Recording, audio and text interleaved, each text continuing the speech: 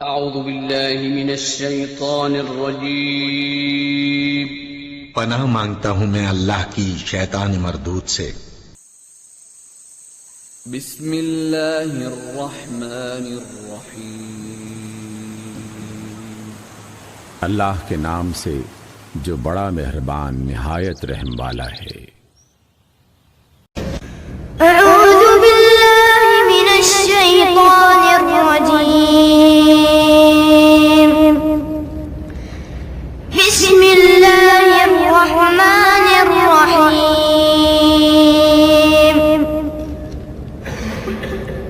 وَأَيُّوبَ إِذْ نَادَى رَبَّهُ أَنِّي مَسَّنِيَ الضُّرُّ وَأَنتَ أَرْحَمُ الراحمين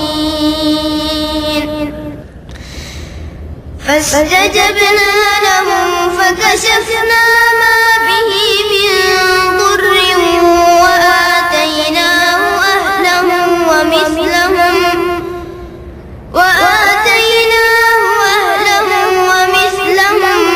معهم رحمة من عندنا وذكرى للعابدين وإسماعيل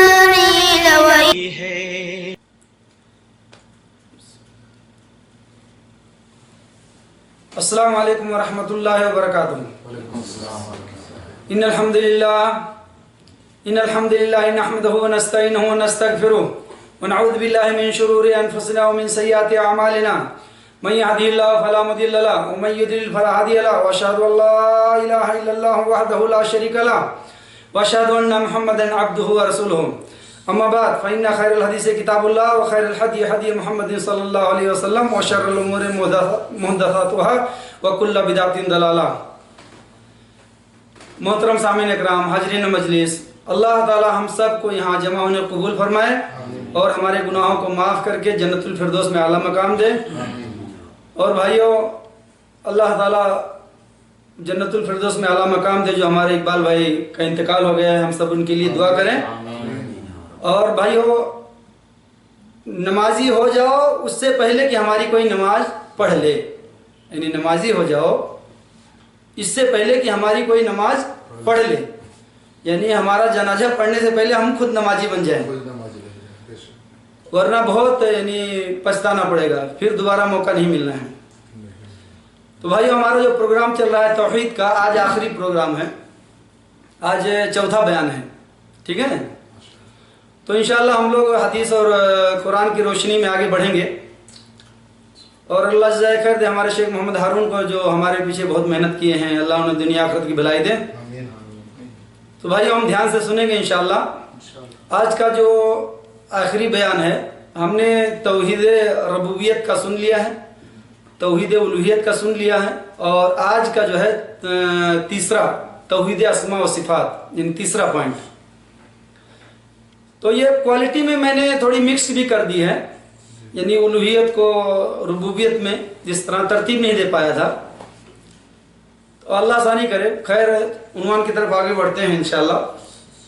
تو ہم لوگ سب سے پہلے توحید اسماء و صفات کی تعریف سنیں گے، ٹھیک ہے؟ توحید اسماء و صفات کی تعریف۔ توحید اسماء و صفات جو ہے، یعنی اللہ کے ناموں کی جو صفات ہے، یعنی اس پہ جو، تو اس کو ہم سمجھیں گے انشاءاللہ۔ یہ ایمان رکھنا کہ اللہ تعالیٰ کے جو اسماء و صفات میں وہ اللہ تعالیٰ کی عظمت اور کمال پر دلالت کرتے ہیں، یہ ایمان رکھنا، یعنی ہم نے جو توحید ربوبیت کا جو سنا تھا کہ اللہ کے کام کیا کیا ہیں، مارتا ہے، زندہ کرتا ہے، بارش برساتا ہے، اور الوہیت کا یہ تھا کہ ہم جو عبادات کرتے ہیں تو جو اللہ کی قربت کے لیے کرتے ہیں، صرف اللہ کے لیے کرنا ہے۔ اور تیسرا یہ ہے اسماء و صفات، جو اللہ تعالیٰ کے نام ہے یا اس کی صفات ہے، اس کا یہ ہے کہ اس میں دیکھیں اس کی تعریف جو ہے، یہ ایمان رکھنا کہ اللہ تعالیٰ کے جو اسماء اور صفات میں ہیں، اسماء و صفات ہیں، وہ اللہ تعالیٰ کی عظمت اور کمال پر دلالت کرتے ہیں۔ اور ان پر بالکل ویسے ہی ایمان رکھنا، یعنی اللہ تعالیٰ کے ناموں کا جو صفات ہے ان پر ویسے ہی ایمان رکھنا جس طرح قرآن اور صحیح حدیث میں وارد ہے، بغیر کسی تعویل کے، بغیر کسی تعطیل کے، بغیر کسی کیفیت کے اور بغیر کسی تمثیل کے، مشابہت کے ارشاد باری تعالیٰ ہے۔ یعنی قرآن کی دلیل جو دیکھ لیں گے ہم ایک، لیس کمثلہ شیء وہو السمیع البصیر، سورہ شعراء آیت نمبر 11۔ اس کا ترجمہ ہم دیکھ لیں گے، اس جیسی کوئی چیز نہیں، اس جیسی کوئی چیز نہیں، اور وہ سننے والا اور دیکھنے والا ہے، سننے والا اور دیکھنے والا ہے۔ تو اس آیت میں مشابہت کا انکار ہے، یعنی اس جیسی، یعنی اس کے مشابہت کوئی چیز بتانا نہیں، ہاتھ کی کیفیت، آنکھ کی کیفیت بالکل نہیں بتانا ہے۔ تو اس آیت میں کیا بتایا گیا کہ سننے اور دیکھنے کو بتایا گیا اس آیت میں، لیسا کمثلہ شیء وہو السمیع البصیر، یعنی اس جیسی کوئی چیز نہیں ہے، وہ سنتا ہے اور دیکھتا ہے۔ ٹھیک ہے، تو اس آیت میں مشابہت کا انکار ہے اور سننے اور دیکھنے کا ثابت کیا گیا ہے۔ ٹھیک ہے، یعنی اس جیسا کوئی چیز بتانا نہیں، اس کے ہاتھ کیسے، اس کے پیر کیسے ہیں، وہ دیکھتا کیسے ہے، مسکراتا کیسے ہے، نہیں بتانا، جیسی اس کی ذات ہے ویسی اس کی صفات ہے۔ اسماء و صفات میں سلف و صالحین کا منہج بھی بالکل حدیث اور قرآن کے مطابق تھا۔ جس نے بھی اللہ تعالیٰ کا نام قرآن اور حدیث میں ثابت شدہ ناموں کے علاوہ مثلا پربھو، گاڈ، شنکر بھگوان، خدا، اس سے اگر پکارا، مثلا پربھو، گاڈ، خدا اور شنکر بھگوان وغیرہ رکھا، یا اللہ تعالیٰ کے ثابت شدہ ناموں کا انکار کیا، یعنی اللہ تعالیٰ کے جو نام ہیں اس کا انکار کیا، یا اللہ تعالیٰ کے نام اور صفات کو مخلوق کے نام اور صفات کے مشابہ سمجھا، یعنی اللہ تعالیٰ کے جو نام ہیں اور اس کی صفات ہے وہ مخلوق کے جیسا بتانا، مخلوق کے جیسا سمجھنا، کسی چیز کو بتانا وہ منع ہے۔ ٹھیک ہے، صفات کے مشابہت سمجھا یا ان کے معنی و مطالب میں تعویل کی تو اس نے اللہ کے بارے میں بغیر علم کی بات کہی، جو کہ بہت بڑا بہتان اور ظلم ہے۔ ارشاد باری تعالیٰ ہے، فمن اظلم ممن افترى علی اللہ کذبا، سورہ کہف آیت نمبر 15 میں دیکھ لیں، اس کا ترجمہ دیکھ لیں گے، اللہ پر جھوٹا بہتان باندھنے والے سے بڑھ کر اور کون ظالم ہو سکتا ہے؟ اللہ تعالیٰ پر جھوٹا بہتان باندھنے سے بڑھ کر، یعنی اس سے بڑھ کر اور ظالم کون ہو سکتا ہے؟ تو اگر ہم اللہ کے ثابت ناموں کا، یعنی جو حدیث اور قرآن سے وارد ہیں، ان کو چھوڑ کر اگر کسی اور نام سے پکاریں گے تو اللہ پر بہتان باندھے ہم نے، یعنی ہمیں خدا نہیں کہنا ہے۔ بر صغیر کلم خدا ما فی کلام اللہ، خدا ہذا ما فی حدیث و قرآن، یعنی خدا کہنا منع ہے، جیسا گاڈ کے لفظ سے یا پربھو کے لفظ سے یا اور جو بھی اور طرح طرح کے الگ الگ قوم دیتی ہیں اللہ کے نام، تو اس سے ہمیں پکارنا اللہ تعالیٰ پر جھوٹا بہتان باندھنا اور منع ہے، جائز نہیں ہے ہمارے لیے۔ حالانکہ کتابیں لکھنے والے یعنی خدا کے الفاظ لکھ گئے ہیں، لیکن یہ استعمال کرنا صحیح نہیں ہے۔ جو ہمارے لیے اتنے سارے نام ہیں اللہ کے، تو اس کو ہٹا کے خدا اور گاڈ اور پربھو کہنے کی کیا ضرورت ہے؟ کسی غیر قوم کو اگر سمجھانا ہے تو سمجھانے تک ہم یہ الفاظ استعمال کرتے ہیں کہ گاڈ، یعنی کوئی انگریز کو سمجھانا ہے یا کوئی اور فرقے والے کو سمجھانا ہے تو ہم گاڈ یا پربھو اس طرح کے ہم الفاظ کا استعمال کر سکتے ہیں، جائز ہے۔ جب وہ سمجھ جائے تو اس کو یہ بتانا ہے کہ اللہ کے جو نام ہیں حدیث اور قرآن سے، اس کے علاوہ کسی نام سے نہیں اس کو پکارنا ہے۔ اور ہم لوگ جو بھی استعمال کرتے ہیں سب اس سے باز آ جائیں، خدا کہنے سے، گاڈ کہنے سے، پربھو، یعنی جس طرح کے نام ہوتے ہیں الگ الگ۔ تو یہ سورہ کہف کی آیت ہم نے دیکھ لیا کہ اس سے بڑا جھوٹا کون ہو سکتا ہے جو اللہ پر جھوٹ باندھے، یعنی بہتان لگانا۔ اور بھائیوں، اللہ تعالیٰ کے نام جو حدیث اور قرآن سے وارد ہیں کتنے نام؟ 99 نام ہیں، ٹھیک ہے، 99۔ اس کے علاوہ بھی اللہ کے نام ہیں، اس کے علاوہ بھی اللہ تعالیٰ کے نام ہیں جس کا ہم وسیلہ لے سکتے ہیں۔ یعنی ہم اگر وسیلہ لے سکتے ہیں تو جیسے اپنے نیک اعمال کا وسیلہ، پریشان ہو جائیں تو نیک اعمال کا وسیلہ لیں کہ اے اللہ میں نے فلاں کام کیا تھا تیرے لیے تو میری پریشانی دور کر۔ اس طرح ایک اور وسیلہ یہ ہے کہ اللہ کے ناموں اور صفات کا اور اس کی رحمت کا وسیلہ ہم لے سکتے ہیں۔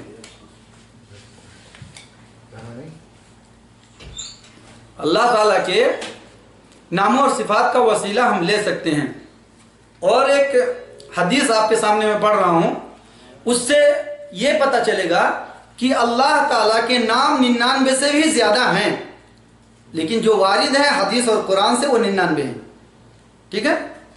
تو ہم مصیبت پریشانی میں اللہ تعالیٰ کے اور نام جو وارد نہیں ہیں اس کا ہم وسیلہ دے سکتے ہیں۔ وہ حدیث ہم سنیں گے۔ یہ ایک دعا ہے حسن المسلم میں، ایک غم اور پریشانی یعنی غم اور رنج میں یہ دعا آپ پڑھیں تو آپ کی پریشانی دور ہو جائے گی۔ وہ دعا کیا ہے؟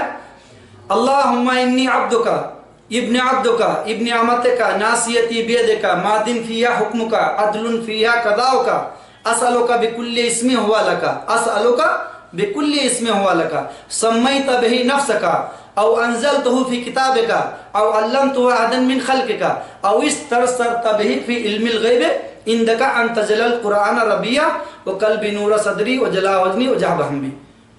یہ پوری دعا ہے اور یہ حدیث ہے۔ تو اس میں اس کا ترجمہ ہم مختصر سن لیں گے کہ اے اللہ میں تیرا بندہ ہوں، تیرے بندے کا بیٹا ہوں، تیری بندی یعنی تیرے بندی کا بیٹا ہوں اور تیرا حکم مجھ میں جاری ہے۔ میں ہر اس نام سے سوال کرتا ہوں، ہر اس نام سے سوال کرتا ہوں جو تو نے علم الغیب میں رکھنے کو ترجیح دی ہے یا کسی مخلوق کو سکھایا ہو، کسی مخلوق کو تو نے سکھایا ہو، اور یا جو تو نے علم غیب میں رکھنے کو ترجیح ہے یا جو اپنے پاس لکھ کر رکھا ہوا ہے، ٹھیک ہے۔ تو یہ ہم کیا مانگ رہے ہیں کہ اللہ تعالیٰ نے اپنی مخلوق میں سے اور بھی اپنے نام سکھائے ہیں اور علم الغیب میں رکھنے کی ترجیح دی ہوئی ہے، یعنی لکھا ہوا ہے اور بھی نام ہیں، تو ان ناموں کا ہم واسطہ لے سکتے ہیں۔ اس حدیث سے یہ پتہ چلا کہ اللہ تعالیٰ کے 99 نام سے زیادہ ہیں، ٹھیک ہے، اور اللہ کے ناموں کا ہم واسطہ لے سکتے ہیں۔ یعنی کوئی پریشانی میں اللہ سے ہم دعا مانگ سکتے ہیں کہ اے اللہ میری پریشانی دور کر، تیرے ناموں کا واسطہ، تیری رحمت کا واسطہ، تیرے ان ناموں کا واسطہ جو تو نے غیب میں رکھنے کو ترجیح دی ہے یا جو تو نے اپنے مخلوق میں کسی کو سکھایا ہے۔ اللہ تعالیٰ کی بہت مخلوق ہے، تو ان سب ناموں کا یعنی اس حدیث سے پتہ چلا، ٹھیک ہے۔ تو یہ حدیث یہ دعا ہم یاد کر لیں، یہ بہت اونچی دعا بھائیوں، مشکل اور پریشانی میں یہ دعا پڑھیں گے انشاءاللہ دور ہو جائے گی۔ آئیے کچھ الفاظ اور سنیں گے انشاءاللہ ہم۔ مشکل الفاظ کے معنی، تاویل یعنی تاویل، جیسا کہ پہلے میں نے کہا کہ اللہ کے ناموں و صفات میں تاویل، تعطیل، کیفیت یعنی تمثیل کرنا یہ سب منع ہے، یعنی اس طرح یعنی سیدھا سیدھا الفاظ ہمیں لے کے چلنا چاہیے۔ تو تاویل آیات و حدیث کے ظاہری معنوں کو دوسرے باطل معنوں کی طرف پھیرنا، یعنی جو یعنی اللہ کی صفات ہیں اس کو دوسرے طرف ٹن دینا، یعنی کسی چیز کی حیت بتانا، کسی کی مشابہت بتانا، تو وہ منع ہے، ٹھیک ہے۔ باطل معنوں کی طرف پھیرنا تاویل کہلاتا ہے، یعنی اوریجنل معنی کو جو ایک دم کلیئر کٹ ہے اس سے ہٹ کر بتانا، اس کو تاویل کہلاتا ہے۔ کہتے نہیں بال کے کھال نکال رہے ہو یا بات کو ادھر ادھر بڑھا رہے ہو بھائی۔ بیدہ الملک، قرآن میں ہے کیا؟ بیدہ الملک، اللہ کے ہاتھ میں بادشاہت ہے، ٹھیک ہے۔ اس کا ترجمہ اللہ کے قبضے میں بادشاہت ہے، یہ کرنا منع ہے، ٹھیک ہے۔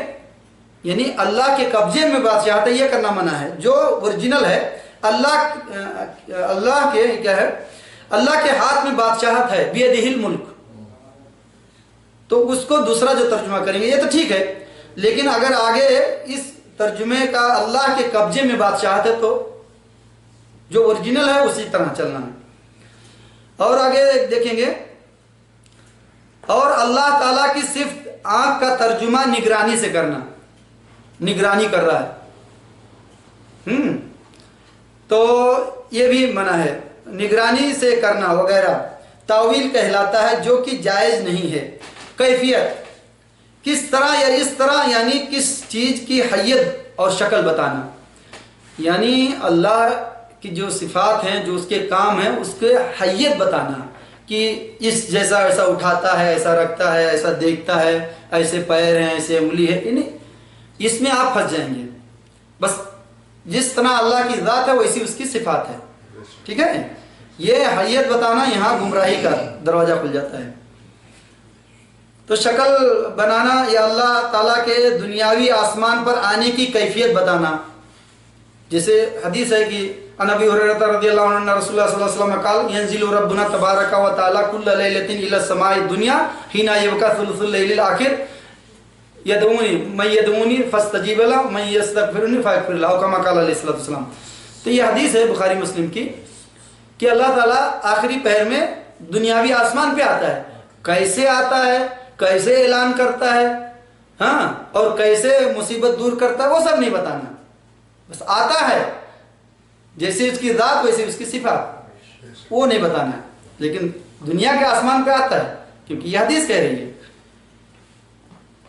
تو اللہ تعالیٰ کے دنیا آسمان پر آنے کی کیفیت اور حالات بیان کرنا، یعنی کیسے آتا ہے، کب واپس جاتا ہے، کس طرح لوگوں کی پریشانی دور کرتا ہے، کس طرح اعلان کرتا ہے، وہ نہیں بتانا، ٹھیک ہے۔ کیفیت اور حالات بیان کرنا سب جائز نہیں ہے، کیونکہ اس کیفیت کو اللہ کے علاوہ کوئی نہیں جانتا ہے، اللہ کے علاوہ کوئی نہیں جانتا ہے، وہ کیسے اپنے قبضے میں بادشاہت رکھا ہے، وہ کیسے مسکراتا ہے، کیسے دیکھتا ہے، کیسے سنتا ہے، کچھ نہیں۔ ہمارے جیسا اگر بتائیں گے کہ ہمارے جیسے سنتا ہے پھر پھنس گیا، آپ گمراہی کے دروازے میں گھس گئے، کیونکہ وہ کیا ہے، لیسا کمثلہ شیء وہو السمیع البصیر، اس جیسی کوئی چیز نہیں ہے، وہ سنتا اور دیکھتا ہے، کیسے دیکھتا وہ نہیں بتانا ہے، کوئی نہیں جانتا، بلکہ یہ سمجھا جائے کہ یہ سب صفات ایسے ہیں جو کہ اللہ تعالیٰ کے شان کے لائق ہیں، یا یہ کہا جائے، دیکھیے الفاظ آ گیا نا، یہ کہا جائے کہ اللہ تعالیٰ کی ذات ویسے اس کی صفات، کیونکہ کیفیت کے بارے میں قرآن اور حدیث میں کہیں ذکر نہیں ہے، یعنی کس طرح وہ عرش پہ بیٹھتا ہے، کس طرح رہتا ہے، ہاں، اس کی بالکل کوئی حدیث اور قرآن میں نہیں ہے، کتنا بڑا ہے یہ کچھ بھی نہیں، جیسے اس کی ذات ویسے صفات، اللہ اکبر، اللہ سب سے بڑا ہے، اب کتنا بڑا ہے وہ ہم اس کا وہ نہیں بتائیں۔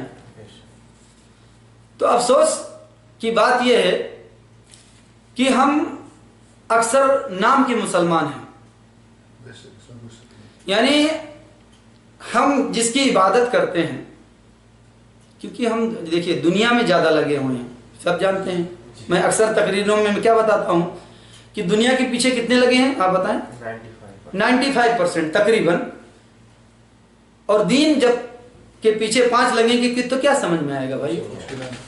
جس بھی کام کو آپ تھوڑا انجام دیتے ہیں وہ کام پرفیکٹ نہیں ہوگا نا، اس کی کورنگ پوری نہیں ہو سکتی ہے،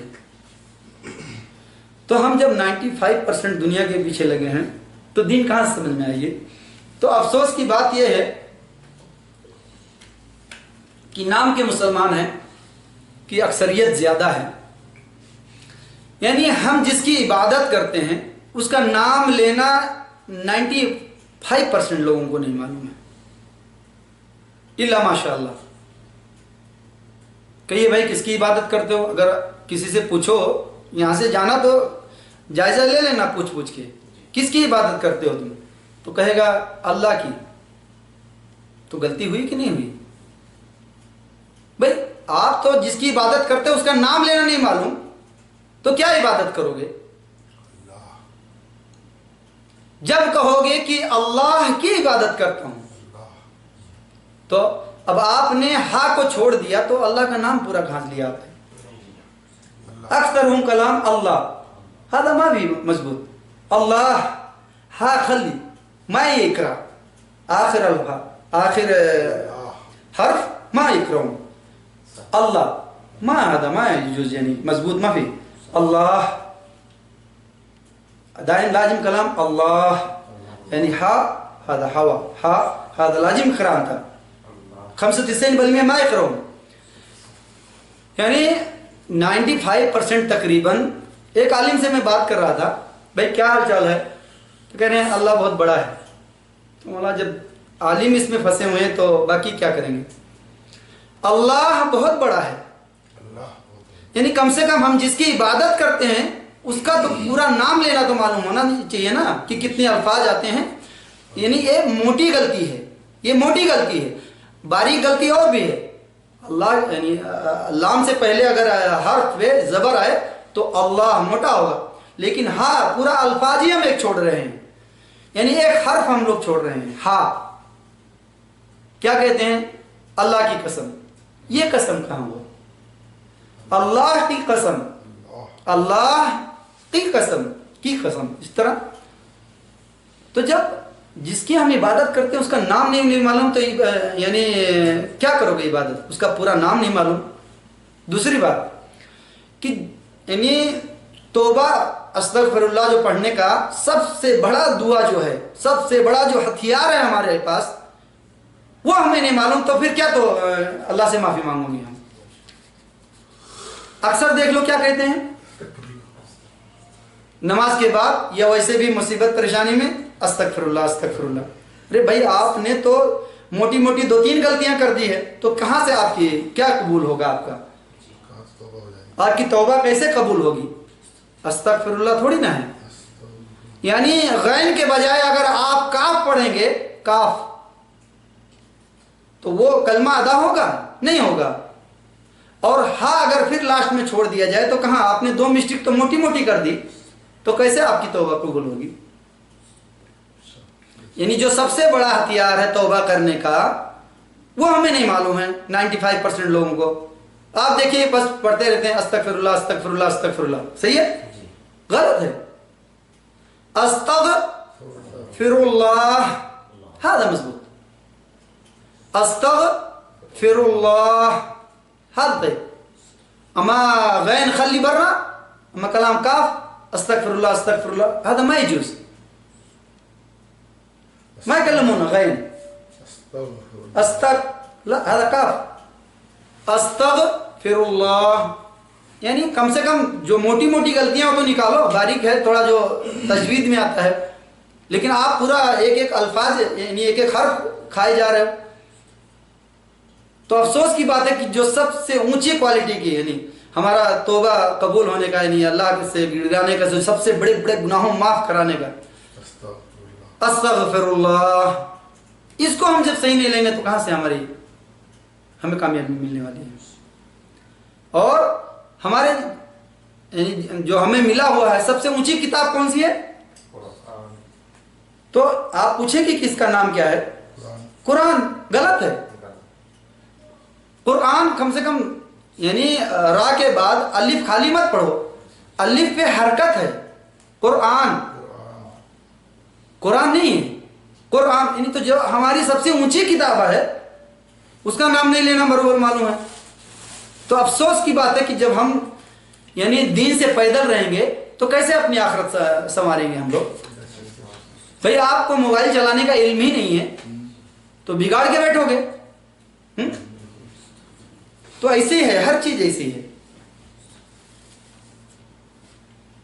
تو ہم انشاءاللہ یہ سب سیکھیں دین کے کام، دنیاوی بھی ہے۔ اللہم ربنا آتنا فی الدنیا حسنۃ وفی الآخرۃ حسنۃ وقنا عذاب النار، بخاری مسلم کی حدیث ہے بھائیو، کہ اللہ کے رسول صلی اللہ علیہ وسلم اکثر یہ پڑھا کرتے تھے۔ دنیا اور آخرت دونوں ماننا ہے، لیکن اب نیچرل خالی ہم دنیا ہی دنیا ہی دنیا ہی دنیا، ایسا تو نہیں چلے گا نا۔ تو آئیے آگے تھوڑا پڑھیں گے انشاءاللہ۔ اور بھائیو جو شرک کرنے کی دھمکی ہے، یعنی جو اللہ تعالیٰ نے قرآن میں یہ سورہ زمر کی آیت جو ہے آیت نمبر 66 میں، اعوذ باللہ من الشیطان الرجیم بسم اللہ الرحمن الرحیم وَلَقَدْ أُوحِيَ إِلَيْكَ وَإِلَى الَّذِينَ مِن قَبْلِكَ لَئِنْ أَشْرَكْتَ لَيَحْبَطَنَّ عَمَلُكَ وَلَتَكُونَنَّ مِنَ الْخَاسِرِينَ۔ سورہ زمر آیت نمبر 66۔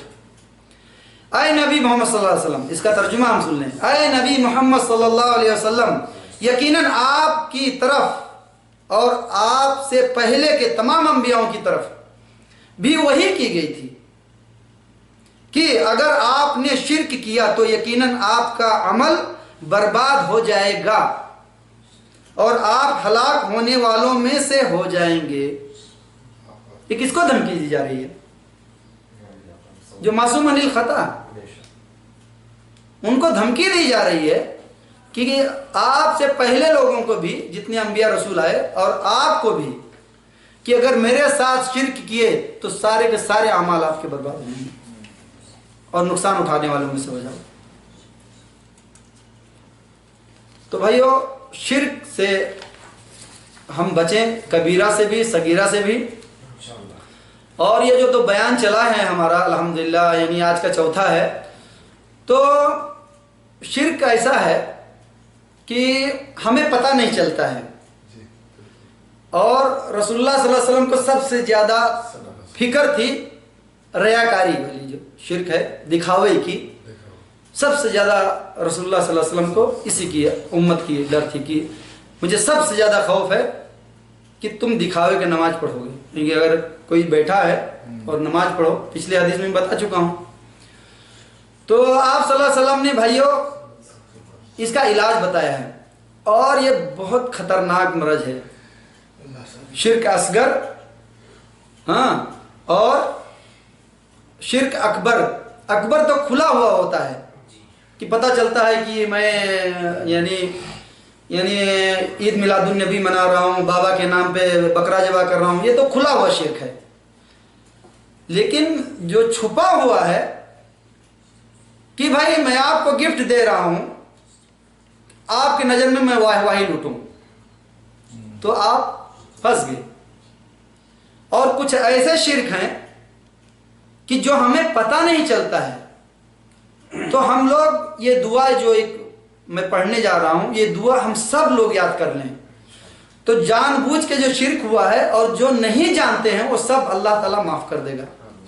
اور اس دعا کو بتانے والے رسول اللہ صلی اللہ علیہ وسلم ہیں، اس دعا کو، اور یہ دعا بہت ضروری ہے ہم سب کو یاد ہونا، ورنہ ہم ٹھیک ہے ہم واہی کے لیے کر رہے ہیں، چلیے یہ ریاکاری ہے، یہ شرک اصغر ہے، کھلے طور پر کر رہے ہیں، بکرا چڑھا رہے ہیں، یہ کر رہے ہیں، یہ کھلا ہوا شرک ہے۔ لیکن کچھ ایسے ہیں جو ہمیں پتہ ہی نہیں چلتا کہ یہ بھی شرک ہے، تو جب یہ دعا یاد کر لیں گے تو ہم سب سے محفوظ ہو جائیں گے انشاءاللہ۔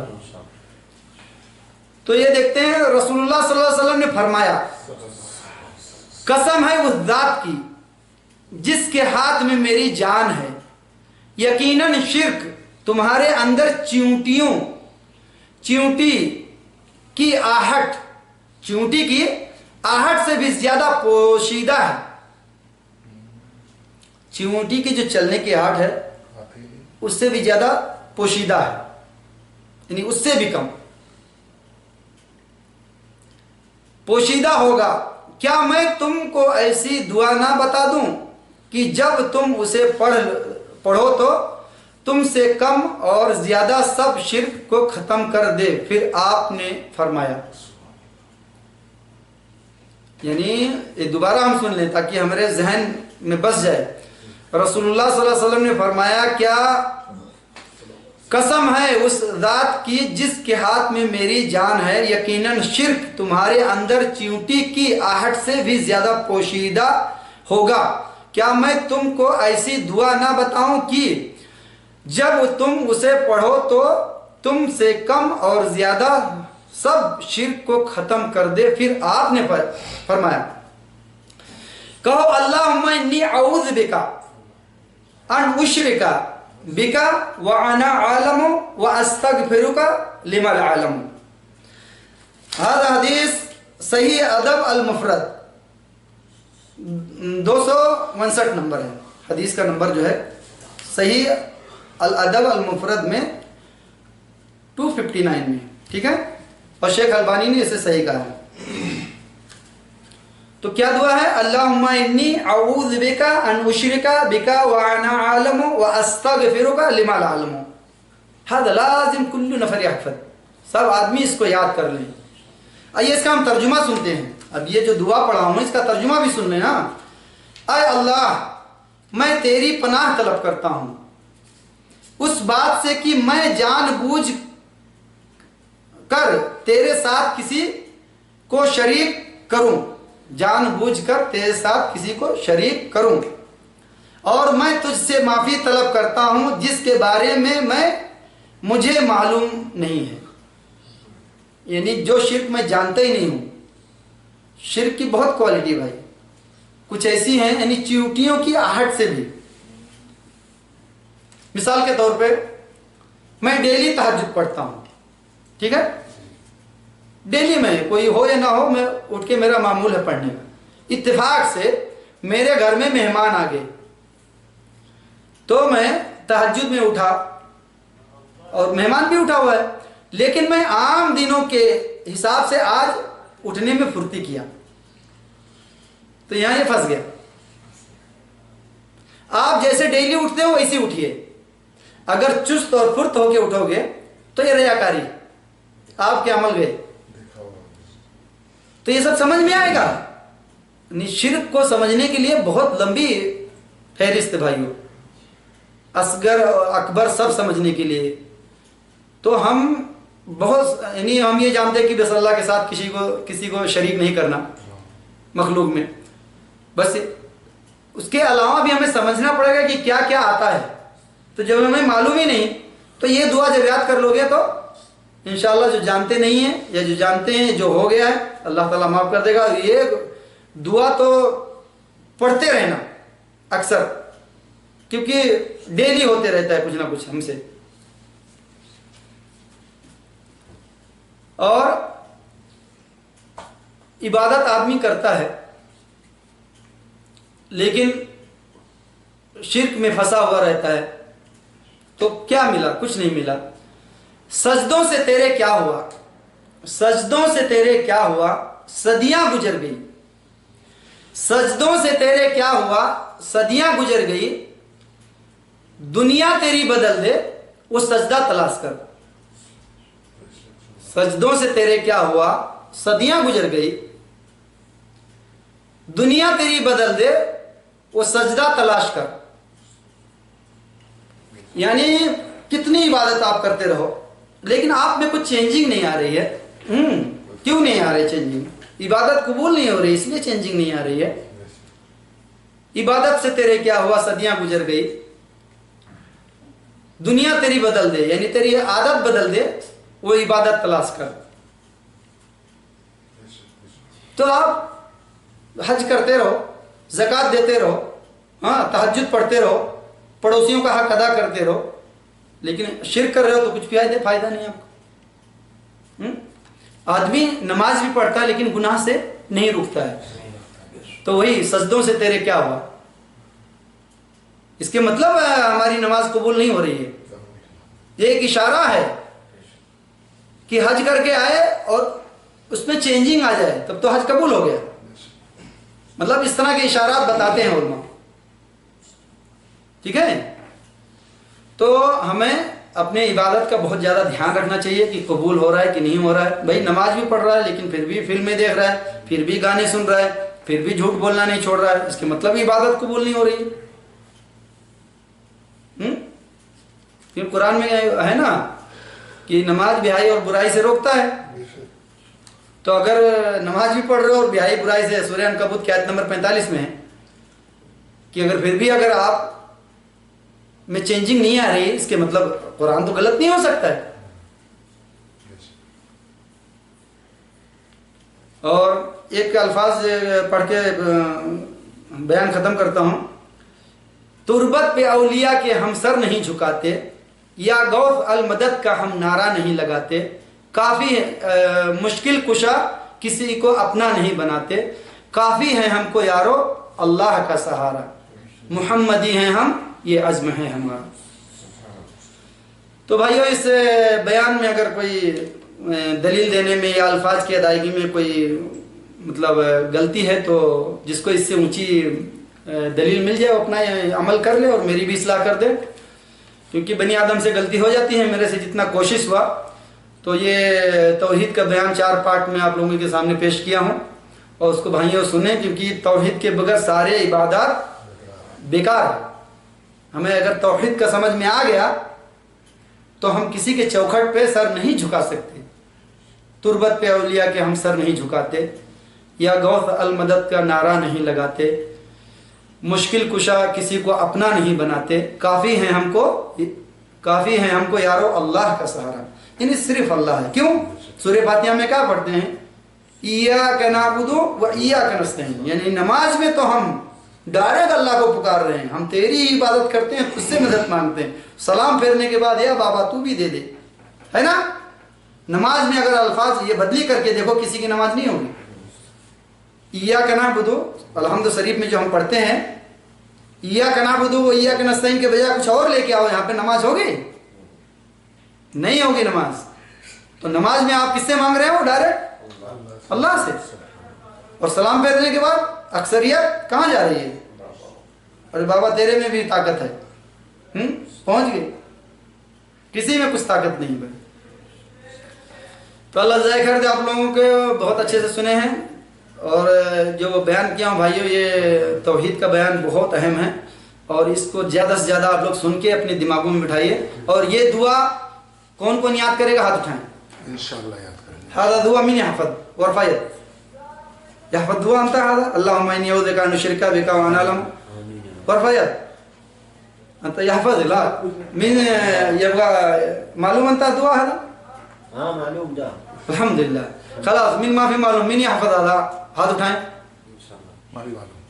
ہاں یہ دعا یاد کر لیں تو اس سے پوری سیفٹی رسول اللہ صلی اللہ علیہ وسلم دیکھیے بتائیں، شرک کبیر صغیر معافی معلوم کلو هذا الحمد للہ۔ بارک اللہ فیکم، جزاکم اللہ خیر۔ ایک بار باتیں پوچھ لینے کا